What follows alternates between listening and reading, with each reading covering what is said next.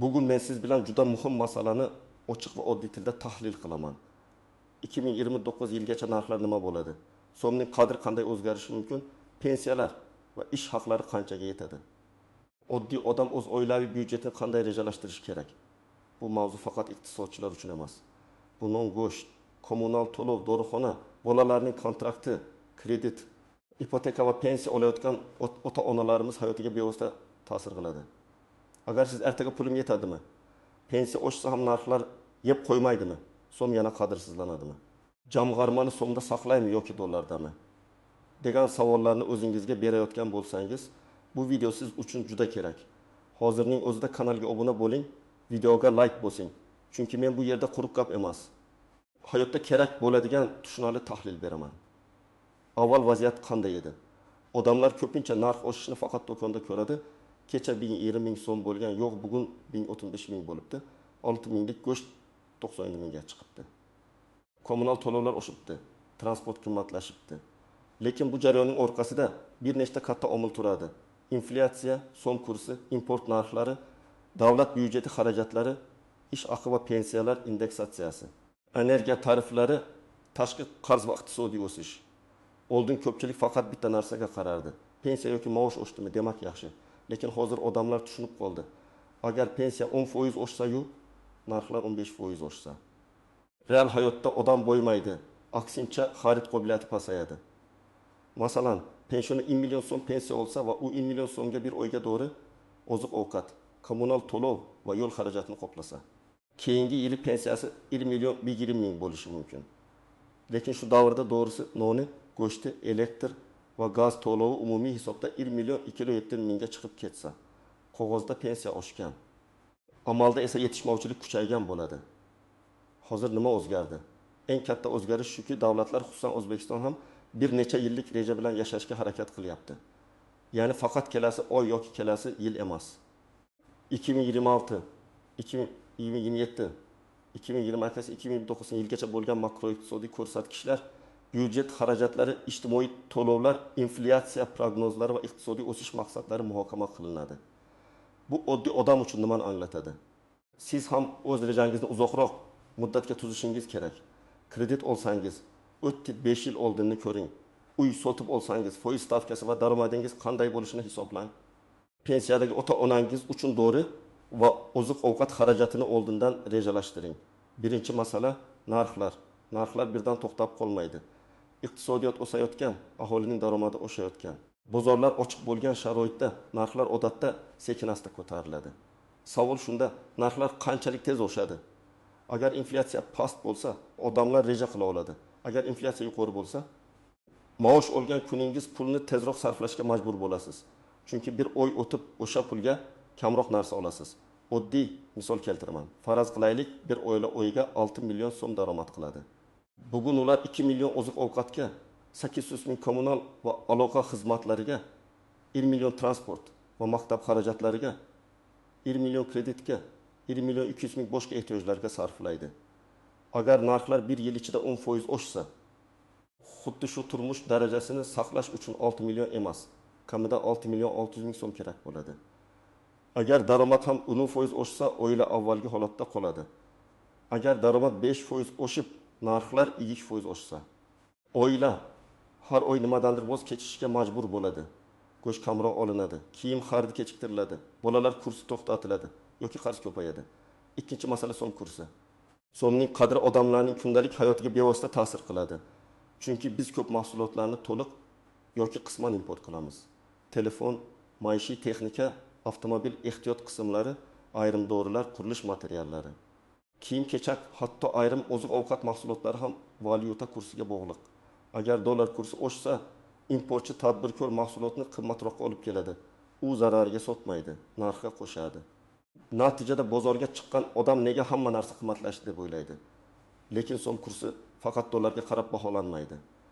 Aslida so'mning kuchi iqtisodiyotning ichki quvvatiga bog'liq. Eksport ko'payaptimi? Ishlab chiqarish o'sayaptimi? Valyuta tushumi yetarlimi? Byudjet intizomi bormi? Kreditlar haddan tashqari ko'paymayaptimi? Import eksportdan juda oshib ketmayaptimi? Agar mamlakat ko'proq mahsulot ishlab chiqarib, ko'proq eksport qilsa, valyuta kirimi oshadi. bu so'mga bosimni kamaytiradi. Agar import tez o'sib, eksport yetarli bo'lmasa, valyutaga talab oshadi va so'mga bosim kuchayadi. Uchinchi masala, pensiyalar. Pensiya masalasi eng nozik mavzu. Chunki pensiyani qo'shimcha ishlab olaman deb har doim ham ishlay olmaydi. U doğru oladi. Shifokorga boradi, kommunal to'laydi, oziq-ovqat xarid qiladi. Shuning uchun pensiya oshirilishi faqat raqam sifatida emas, real xarid qobiliyati sifatida baholanishi kerak. Agar 2029 yilgacha pensiyalar bosqichma-bosqich oshirilsa, bu yaxshi. Lekin men tomoshabinlarga shuni tushuntiraman. Pensiya oshishi bilan bir vaqtda xarajatlar ham oshishi mumkin. Masalan, pensioner hozir 1500 ming so'm olsa, kommunal to'lovlar 2000 ming, dori 400 ming, oziq-ovqat 700 ming, boshqa xarajatlar 1000 ming bo'lsa, jami 1 million 500 ming ketadi. Agar 2 yildan keyin pensiya 2 millionga chiqsa, lekin dori 6000 ming, oziq-ovqat 1 million, kommunal 400 ming bo'lsa, yana yetishmovchilik paydo bo'ladi. Demak, pensiya oshishining o'zi yetarli emas. Narxlar nazorati, arzon tibbiy xizmat, mahalla orqali yordam, ijtimoiy himoya tizimi ham muhim. Kim xavotir olish kerak? Birinchi navbatda daromadi qat'iy bo'lgan odamlar, pensionerlar, byudjet tashkilotlarida ishlaydiganlar, oyligi sekin oshadigan xodimlar. Ikkinchi toifa, kredit olganlar. Ayniqsa daromadi so'mda bo'lib, xarajatlari valyutaga bog'liq bo'lganlar ehtiyot bo'lishi kerak. Uchinchi toifa, ko'p farzandli oilalar, chunki oziq-ovqat, kiyim, maktab, bog'cha, dori xarajatlari inflyatsiyadan eng ko'p ta'sirlanadi.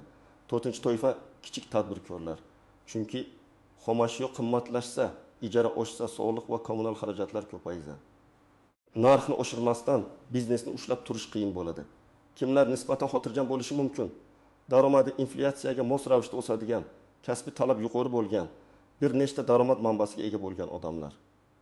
Masalan, yaxshi mutaxassis bo'lgan elektr ustasi, dasturchi, tajribali buxgalter, shifokor, eksport bilan ishlaydigan tadbirkor, hunarmand yoki onlayn xizmat ko'rsatuvchi odamlar narxlar oshishiga nisbatan tezroq moslasha oladi. Chunki ular xizmat narxini oshirishi, yangi mijoz topishi yoki chet el bozoriga chiqishi mumkin. Lekin bu ham o'z-o'zidan bo'lmaydi, malaka va intizom talab qiladi. Birinchi misol, pensioner ona. U har oy pensiya oladi va pulini 3 qismga bo'ladi. Dori, oziq-ovqat, kommunal. Agar dori import bo'lsa, so'm kursi oshishi dorining narxiga ta'sir qiladi. Agar elektr va gaz tariflari bosqichma-bosqich oshirilsa, kommunal xarajat ham ortadi. Bunday vaziyatda oila farzandlari pensiya oshyapti-ku deb chetda turmasligi kerak.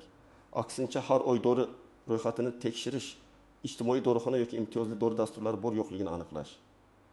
Mahalladan yordam olish imkonini ko'rish kerak. Ikkinchi misol, ipoteka olgan yosh oila. Ular oyiga 8 million so'm topadi, ipoteka to'lovi 3 million. Bugun bu og'ir, lekin chidasa bo'ladi. Lekin agar oziq-ovqat va kommunal xarajatlar oshsa, farzand tug'ilsa, bog'cha yoki davolanish xarajati qo'shilsa, 3 millionlik ipoteka juda katta yuk bo'lib qoladi. Shuning uchun kredit olayotganda men har doim aytaman. Oylik to'lov daromadning 35% dan oshmasin. Agar egin foizga yaqinlashsa, bitta kutilmagan xarajat butun byudjetni buzadi. Uchinchi misol, kichik do'kon egasi. U tovarni ulgurji bozordan oladi. Ulgurji narx valyuta kursi va logistika xarajatiga bog'liq. Agar kurs oshsa, ulgurji narx oshadi. Tadbirkor chakana narxni ko'tarsa, mijoz kamayishi mumkin. Ko'tarmasa foydasi kamayadi. Shu sababli kichik biznes egasi 2029 yilgacha faqat bugun sotdim, ertaga oldim, tamoyili bilan emas, zaxira, aylanma mablag', xarajatlar hisobi, qarz nazorati bilan ishlashi kerak. To'rtinchi misol, talabaning ota-onasi. Kontrakt, ijara, transport, ovqatlanish xarajatlari har yil oshishi mumkin. Agar bugun farzandingiz 2 kursda bo'lsa, bu yil to'ladi, bo'ldi demang. Keyingi 2-3 yil ham hisoblang. Agar kontrakt 10% oshsa, ijara ham oshsa, oila oldindan jamg'arma qilmasa, sentabr oyida katta muammo chiqadi. Birinchi nozik jihat, rasmiy inflyatsiya bilan odamning shaxsiy inflyatsiyasi bir xil bo'lmasligi mumkin.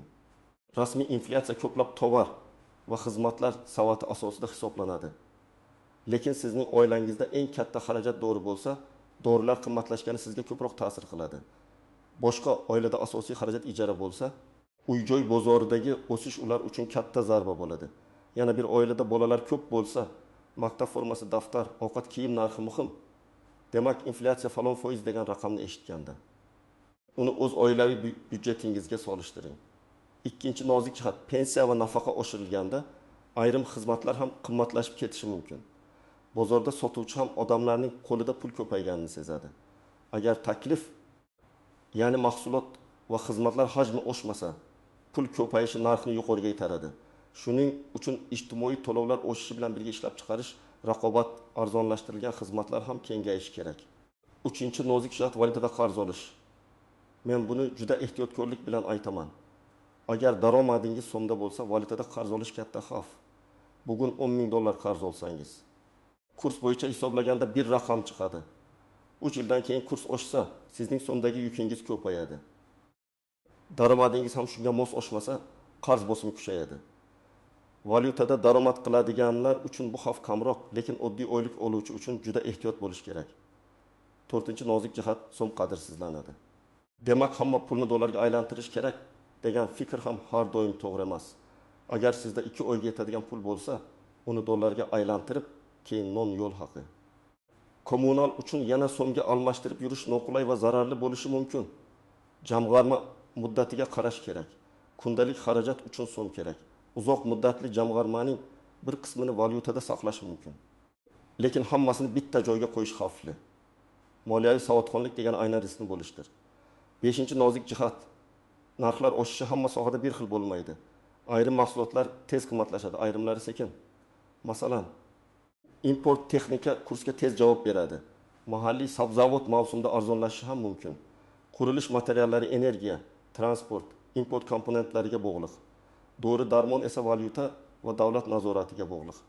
Shuning uchun har bir oilaning xarid strategiyasi bo'lishi kerak. Mavsumida arzon mahsulotni zaxira qilish, katta xaridni oldindan rejalashtirish, chegirmalarni kuzatish, shoshilinch qaror qilmaslik. Endi eng muhim qism. Oddiy odam nima qilish kerak? Men sizga aniq qadamlarni aytaman. Birinchi qadam, oilaviy byudjetni yozing. Faqat xayolda emas, qog'ozga yoki telefon daftariga yozing. Daromad, oylik, pensiya, qo'shimcha ish, ijara, biznesdan tushum. Xarajat, oziq-ovqat, kommunal, transport, dori, kredit, ta'lim, kiyim, aloqa, to'y marosim, favqulodda xarajat. Bir oy yozsangiz, pul qayerga ketayotganini ko'rasiz. Ko'pchilik pul yetmayapti deydi. Lekin aynan qayerda sizib chiqayotganini bilmaydi. Ikkinchi qadam, 3 oylik xavfsizlik jamg'armasi yarating. Bu degani, agar oilangiz oyga 5 million so'm sarflasa, kamida 15 million so'mlik zaxira bo'lishi yaxshi. Bir kunda yig'ilmaydi. Har oy 300 ming, 500 ming, 1 milliondan ajrating. Bu pul telefon almashtirishga, to'yga yoki keraksiz xaridga emas, faqat favqulodda holatga. Davolanish, ish yo'qotish, katta ta'mir, kutilmagan safarga. 3-chi qadam, kreditni ehtiyotkorlik bilan oling. Kredit olishdan oldin 3 ta savol yozing. Bu narsasiz yashasam bo'ladimi? To'lov daromadimning necha foizini oladi? Agar narxlar oshsa yoki daromadim kamayib qolsa, baribir to'lay olamanmi? Agar javob noaniq bo'lsa, shoshilmang. Kredit qulay vosita, lekin noto'g'ri ishlatilsa, odamni yillar davomida bosimda ushlab turadi. 4-chi qadam, daromadni oshirishga ishlang. Narxlar oshayotgan davrda faqat tejash bilan uzoqqa borib bo'lmaydi. Tejash kerak, lekin daromadni oshirish undan ham muhim. Yangi kasb o'rganing, til o'rganing, kompyuter savodxonligini oshiring, hunar egallang. Qo'shimcha xizmat ko'rsating. Ayollar uyda turib tikuvchilik, qandolatchilik, onlayn savdo, repetitorlik qilishi mumkin. Erkaklar ustachilik, yetkazib berish, servis, kichik ishlab chiqarish, dehqonchilikni rivojlantirishi mumkin. Muhimi, bitta oylikka to'liq bog'lanib qolmaslik. 5-chi qadam, pensiya va nafaqa hujjatlarini tekshiring. Agar oilangizda pensioner bo'lsa, ularning staji, ish haqi ma'lumotlari, pensiya hisob-kitobi to'g'ri ekanini tekshirtiring. Buning uchun pensiya jamg'armasi bo'limiga murojaat qilish, MyTogov.uz orqali xizmatlardan foydalanish, mahalla yoki tuman ijtimoiy himoya bo'limidan ma'lumot olish mumkin. Kerakli hujjatlar odatda pasport yoki ID karta, mehnat daftarchasi yoki elektron mehnat staji ma'lumotlari, ish haqi bo'yicha arxiv ma'lumotlari, nogironlik yoki boquvchisini yo'qotganlik bo'yicha hujjatlar bo'lishi mumkin. Har bir holat alohida. Shuning uchun aniq ro'yxatni o'z tumaningizdagi mas'ul idoradan oling. 6-chi qadam, imtiyoz va yordamlarni so'rang. Ko'pchilik uyalgani yoki bilmagani uchun o'ziga tegishli yordamni olmaydi. Agar oilada kam ta'minlanganlik holati bo'lsa, nogironligi bor shaxs bo'lsa, yolg'iz pensioner bo'lsa, ko'p farzandli oila bo'lsa, mahallaga boring. Menga qanday yordamlar tegishli bo'lishi mumkin deb yozma yoki og'zaki so'rang. Kommunal kompensatsiya, moddiy yordam, bolalar nafaqasi, davolanishga ko'mak, reabilitatsiya vositalari, sanatoriy yo'llanmalari kabi imkoniyatlar bor yo'qligini aniqlang. 7-qadam, katta xaridlarni reja bilan qiling. Muzlatkich, televizor, telefon, mashina, qurilish materiallari kabi xaridlarni bugun ko'rdim, yo'qni oldim degan tartibda qilmang. Narxlarni kamida 2-3 joydan solishtiring. Kredit va bo'lib to'lash shartlarini oxirigacha o'qing. Oyiga atiga 300 ming degan reklama chiroyli eshitiladi. Lekin jami to'lovni hisoblasangiz, asl narxdan ancha qimmatga tushishi mumkin. 8-qadam, oziq-ovqat xarajatini aqlli boshqaring. Bu degani kam ovqatlaning degani emas. Bu degani reja bilan xarid qiling. Haftalik ro'yxat tuzing, bozorga oshqo'ringa bormang. Uyda bor mahsulotni tekshirib keyin oling. Mavsumiy mahsulotlardan foydalaning. Masalan, yozda pomidor, bodring. Mevalar arzonroq bo'lganda konserva qilish, qishda esa qimmat paytda haddan tashqari ko'p xarid qilmaslik mumkin. Bu mayda ko'rinadi, lekin yil davomida katta pulni tejaydi. 9-qadam, jamg'armani bo'lib saqlang. Kundalik xarajat uchun so'mda pul bo'lsin. Favqulodda zaxiraning bir qismi so'mda, bir qismi valyutada bo'lishi mumkin. Bank omonatlarini solishtiring. Foiz stavkasi, muddatdan oldin yechish shartiki, kafolat masalasini o'rganing. Naqd pulni uyda katta miqdorda saqlash xavfsizlik nuqtai nazaridan ham, inflyatsiya nuqtai nazaridan ham har doim yaxshi tanlov emas. 10-qadam, rasmiy ma'lumotlarni kuzating. Ijtimoiy tarmoqlardagi vahimali xabarlarga darrov ishonmang. Markaziy bank, Iqtisodiyot va Moliya vazirligi, Statistika agentligi, pensiya jamg'armasi, soliq qo'mitasi kabi rasmiy manbalarni kuzating. Agar pensiya oshishi, tariflar o'zgarishi, nafaqa tartibi, soliq yoki kredit bo'yicha yangilik bo'lsa, avval rasmiy hujjatni tekshiring. Chunki noto'g'ri xabar odamni shoshilinch va zararli qaror qildirish mumkin. Men buni ehtiyotkorlik bilan aytaman. Kelajakni hech kim %100 aniq ayta olmaydi. Lekin tendensiyalarni ko'rish mumkin. Agar iqtisodiyot barqaror bo'lsa, inflyatsiya bosqichma-bosqich pasaysa, eksport ko'paysa, ishlab chiqarish kengaysa, byudjet intizomi saqlansa, 2029 yilgacha odamlarning nominal daromadi oshadi. Pensiyalar ham o'shib borishi ehtimoli yuqori. Lekin asosiy savol nominal raqamda emas, real xarid qobiliyatida. Agar 2029 yilga borib maoshlar va pensiyalar oshsa-yu, narxlar ham shunga mos yoki undan tez oshsa, odamlar farqni uncha sezmaydi. Agar daromadlar narxlardan tezroq oshsa, oila hayoti yengillashadi. Demak, biz faqat pensiya qancha bo'ladi deb emas, o'sha pensiyaga qancha mahsulot va xizmat olish mumkin bo'ladi deb so'rashimiz kerak. So'm bo'yicha ham shunday. So'mning asta-sekin o'zaro iqtisodiyotda tabiiy holat bo'lishi mumkin. Eng xavflisi keskin sakrashlar. Keskin sakrash odamlarning ishonchini buzadi. Import narxlarini tez oshiradi. Kredit va jamg'armalarga ta'sir qiladi. Shuning uchun Markaziy bankning inflyatsiyani jilovlash siyosati, valyuta bozoridagi barqarorlik, bank tizimidagi ishonch va byudjet xarajatlarining oqilona bo'lishi juda muhim. Bugungi mavzuning asosiy mazmuni shuki, 2020 yilgacha bo'lgan reja har bir oilaning cho'ntagiga ta'sir qiladi. Narxlar, so'm kursi, pensiya, ish haqi, kredit va kommunal to'lovlar bir-biriga bog'langan. Faqat oshadi yoki tushadi deb qarash yetarli emas. Har bir odam o'z byudjetini yozishi, zaxira yaratishi, kreditga ehtiyot bo'lishi, daromadini oshirishi, pensiya va imtiyoz hujjatlarini tekshirishi kerak. Men sizga vahima emas, tayyorgarlik kerakligini aytmoqchiman. Kim oldindan hisob-kitob qilsa, o'sha narxlar oshgan davrda ham kamroq qiynaladi. Kim hammasini oxirgi kunga qoldirsa, kichik o'zgarish ham katta muammoga aylanadi. Sizningcha 2029 yilgacha narxlar va pensiyalar bo'yicha eng katta xavf nimada? So'mni qanday kutyapsiz? O'z fikringizni izohlarda yozing, videoga like bosing, kanalga obuna bo'ling va yaqinlaringizga ham yuboring. Chunki bu ma'lumot har bir oilaga kerak bo'ladi.